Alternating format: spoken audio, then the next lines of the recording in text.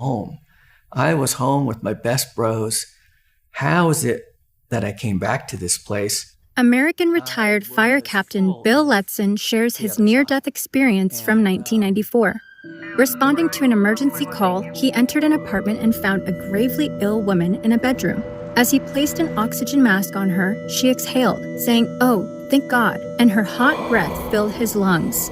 Within 12 hours, Bill was sick, his heart racing, feverish, and vomiting. Feeling his body fail, he called emergency services. At the hospital, his weakened system collapsed. His blood pressure dropped to 40-0. Alarms rang and he was rushed to intensive care. That night, Bill left his body, soaring through a star-filled realm. It felt like he was being released from a dark, stuffy closet and was now a huge, expanded balloon. Joy and acceptance flooded him, as if rich nectar poured over his brain and coursed through his nerves. He felt like he was home, in absolute ecstasy. Moving among colored stars and orbs, Bill gained instant knowledge. Thinking of any subject brought floods of information, like pages flashing on microfilm. He realized the entire script of human existence was accessible, written on the sky of time. He wondered how he had ever believed he was just Bill, a personality with likes, dislikes, and relationships. It felt like he'd been playing a game, pretending to be a human, and the object was to awaken with joy, kindness, and patience. Suddenly, he landed in a solid place in front of 3 small hooded figures, who were thrilled to see him. They asked, "How was it? What did you see? What did you learn?" When he seemed confused, one remarked he didn't remember them, and they giggled like friends greeting him after a roller coaster ride. Then, a tall, wispy being of swirling energy approached, radiating love so intense that Bill's chest inflated and he nearly collapsed in tears. He sensed this was a helper, guide, or angel of some kind. Bill asked what came next, expecting a life review.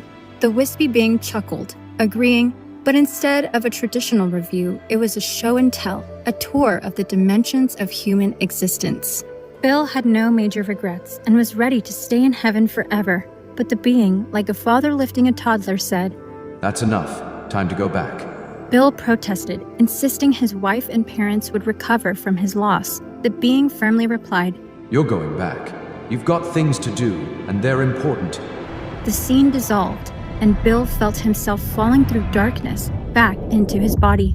He awoke to an automatic cuff squeezing his arm, his blood pressure stabilizing. A nurse saw him awake and headed to the door to get the doctor. Frustrated, Bill asked why he was back, saying he'd been home with my best bros. The nurse quipped, "Honey, you've been in limbo, but you fell out of limbo, and now you're back with us." For days, Bill grieved, longing for the heavenly realm. Back on duty, he shared his story until colleagues warned him to stop, since it drew attention from the bosses.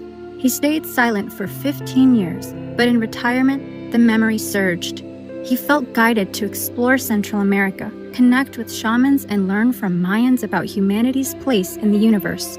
He concluded life is an earth school where souls learn through joy and hardship to always choose love, kindness, and compassion so they can evolve and become co-creators in an ever-expanding universe. Prudent quote of the day. Throughout life, people will make you mad, disrespect you, and treat you bad. Let God deal with the things they do, because hate in your heart will consume you too. Will Smith.